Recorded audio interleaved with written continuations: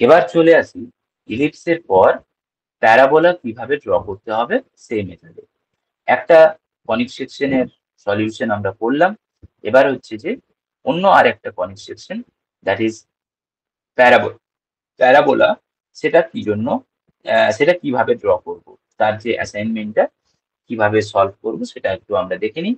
তো প্যারাবোলার অ্যাপ্লিকেশন, সবকিছুরই অ্যাপ্লিকেশন রয়েছে। একটু অ্যাপ্লিকেশন গুলো জেনে নিলে আমাদের কি হয়, একটা at least back of the mind motivation কাজ করে। ওকে, এই প্রোডাক্টের এই শেপের একটা ইঞ্জিনিয়ারিং অ্যাপ্লিকেশন রয়েছে।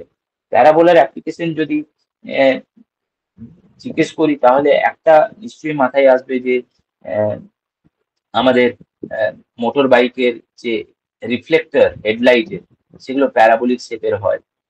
সেটা আমরা লাইটের চ্যাপ্টার ক্লাস 11 12 এর ফিজিক্সে আমরা পড়েছি। প্যারাবোলিক রিফ্লেক্টর, সেটা is a reflective surface used to collect or project energy such as light, sound and radio waves, right? এখানে একটা প্যারাবোলিক শেপের অ্যান্টেনা দেখানো হয়েছে। তো এছাড়াও আমরা জানি যে প্রজেক্টাইলের যে কার্ভটা হয়, সে কার্ভটা প্যারাবোলিক কার্ভ হয়। এছাড়াও আরো এক্সাম্পল সিভিল কনস্ট্রাকশনে আমরা দেখতে পেতে পারি কোনো ব্রিজের সাসপেনশন সাসপেনশন টাইপের যদি কোনো ব্রিজ হয়, তার যে প্রোফাইলটা, সেই প্রোফাইলটা প্যারাবোলিক নেচারের হয়। এখানে দেখতে পাচ্ছি যে দ্য গোল্ডেন গেট ব্রিজ, এই যে জায়গাটা, এখানটা প্যারাবোলিক শেপের রয়েছে। এবার আমি চলে আসি, তাহলে অ্যাটলিস্ট প্যারাবোলা দিয়ে কি উম, আমাদের ইঞ্জিনিয়ারিং অবজেক্ট রয়েছে তার এক দুটো এক্সাম্পল দেখলাম। এবার চলে আসি যে construction of parabola by rectangle method. তো এখানে একটা প্যারাবোলা ড্র করতে বলা হচ্ছে, তো যেটা আবার রেক্ট্যাঙ্গেল মেথডে ড্র করতে বলা হচ্ছে। তো draw a parabola when the axis is given as 60 millimeter and the ordinate is given as 50 millimeter. তো আগের অঙ্কর মতোই আমি একটু যদি রাফ স্কেচ ভেবে নিই যে একটা প্যারাবোলা আমাদের y square equal to 4ax, আমরা জানি একটা প্যারাবোলার ইকুয়েশন। তো সেটা কিরকম দেখতে হয়, তো সেটা বেসিক্যালি এইরকম একটা দেখতে হয়।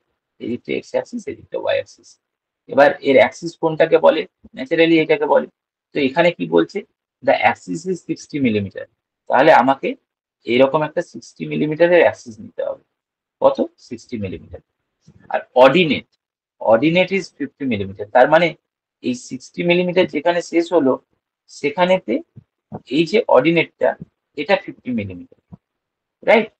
তাহলে আবার কি মেথডে ড্র করতে হবে, না রেক্ট্যাঙ্গেল মেথডে। এতে কি কোনো রেক্ট্যাঙ্গেল পেলাম? না, এখনো পর্যন্ত পাইনি। কিন্তু আমি জানি প্যারাবোলাটা একটা সিমেট্রিক অবজেক্ট। তো এখানে যদি আমি ওয়াই অ্যাক্সিস এর দিকেও, নেগেটিভ ওয়াই অ্যাক্সিস এর দিকেও এটাকে এক্সটেন্ড করতাম, তাহলে এটা অ্যানাদার 50। এবার আমি যদি শুরুটা করতাম যে এই 100/60, এই একটা রেক্ট্যাঙ্গেল নিয়ে, মানে আমি বলতে চাইছি এখন তো আমার কাছে প্যারাবোলার এই প্রোফাইলটা তো নেই। আমার কাছে যেটা ছিল সেটা হচ্ছে যে এই উইডথটা হচ্ছে 60, যেটা অ্যাক্সিসের লেন্থ, আর এই লেন্থটা হচ্ছে 100। তার এই মিড পয়েন্টের অ্যাবাউটে ওদিকে 50 এদিকে 50। তাহলে এই রেক্ট্যাঙ্গেলটা যদি আমার কাছে থাকে, এইটুকু জিনিস, এই জিনিসটা যদি আমার কাছে থাকে, তাহলে আমি যদি এইরকম পয়েন্টস গুলো পেয়ে যাই, তাহলে ঠিক আগে যেভাবে ইলিপস ড্র করলাম সেই মেথডেই আমি তাহলে এখন প্যারাবোলাটা ড্র করতে পারবো। ক্লিয়ার? নিশ্চয়ই আমাদের কাছে এই এই জিনিসটা ক্লিয়ার।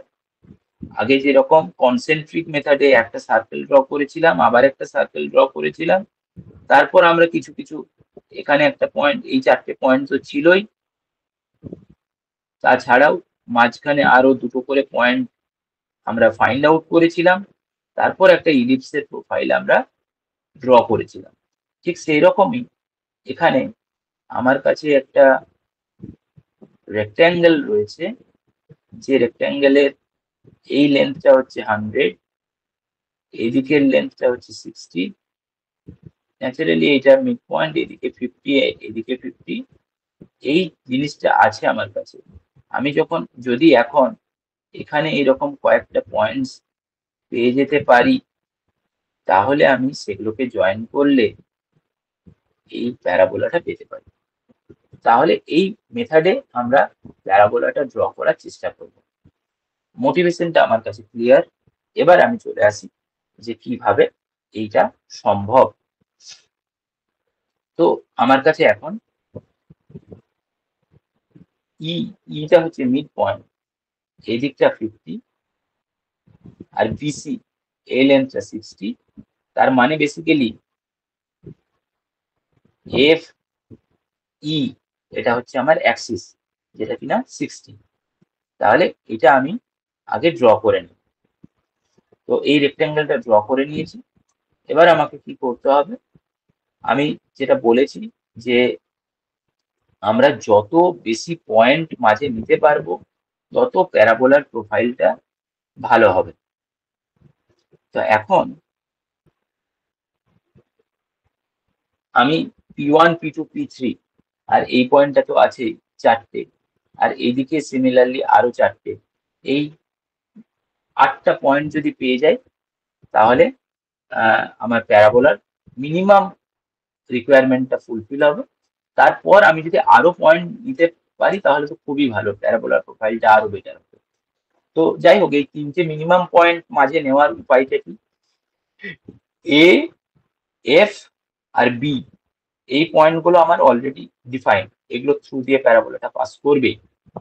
এবার হচ্ছে এই P1, P2, P3 এই পয়েন্টগুলো পাবো কিভাবে। তো এই পয়েন্টগুলো পাওয়ার উপায় হচ্ছে যে আমি প্রথমেই কি করব, যে এই যে লেন্থটা আছে এই লেন্থটাকে এই যে এই লেন্থটা যেটা আছে, বা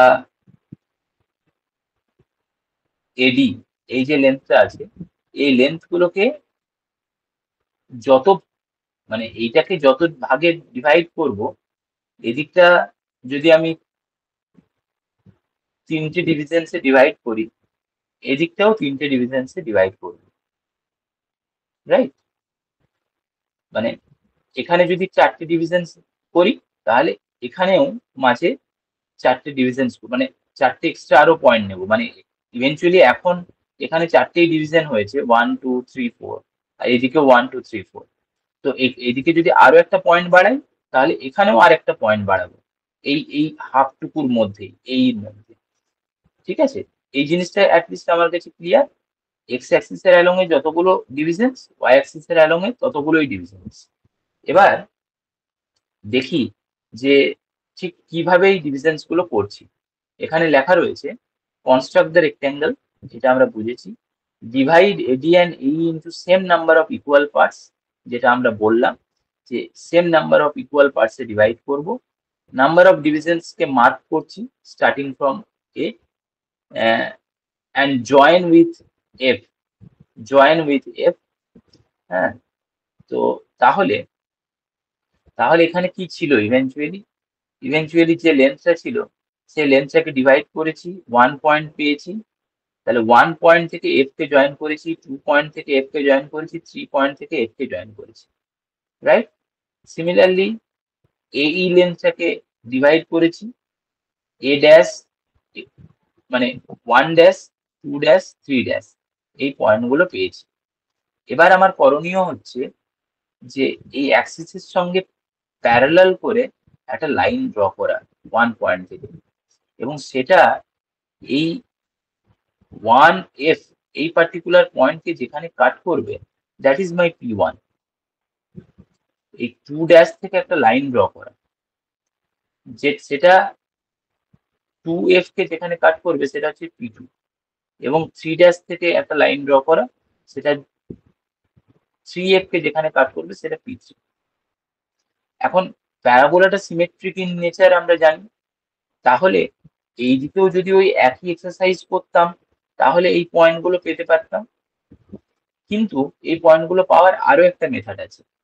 কি মেথড? না, আমি যদি এবার এগুলো যদি P1, P2, P3 আমি পেয়ে গিয়ে থাকি, তাহলে আমি তো এটা তো জানি যে সিমেট্রিক নেচার।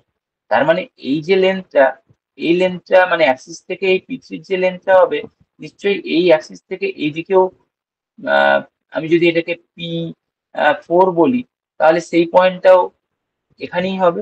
তাহলে কি করতে পারি, এই যে এক্স অ্যাক্সিস এর প্যারালাল আমি যদি এখন মানে যেটা হরাইজন্টাল রয়েছে তার প্যারালাল যদি P3 থেকে একটা লাইন ড্র করে দিই, একটা লাইন ড্র করে সেন্টার টু P3 যে ডিস্টেন্সটা আছে সেই ডিস্টেন্সটা কপি করে এই লাইনে যদি কাট করি, এই লাইনটা হয়তো একটু বড় ছিল, কাট করে দিলাম, তাহলেই তো আমি P4 পেয়ে গেলাম।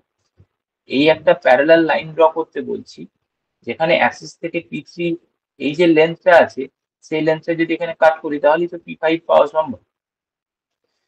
বা এই অ্যাক্সিস থেকে যে লেন্থটা আছে সেই লেন্থে অ্যাক্সিস থেকে P1 এর যে লেন্থ সেটাকে যদি এখানে কাট করি, তাহলে এখানে লেবেলিং আমি P6 করতে পারি বা P1 ড্যাশ করতে পারি, তা নিয়ে সমস্যা নেই।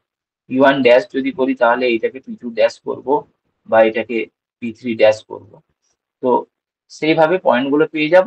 তো তাহলে এই টোটাল 8টা পয়েন্ট দিয়ে তারপরে আমরা প্যারাবোলাটা ড্র করে নেব, এবং এই প্যারাবোলাটা হাইলাইটেড করব ফাইনালি, আর বাকি সবকিছু হালকা যেটা হার্ড পেন্সিল সে হার্ড পেন্সিলেতে ড্র করব। এখানে কনস্ট্রাকশন মেথড লেখা আছে। এবার আমরা চলে আসব কিভাবে হাইপারবোলা ড্র করতে হয় সেই মেথডে।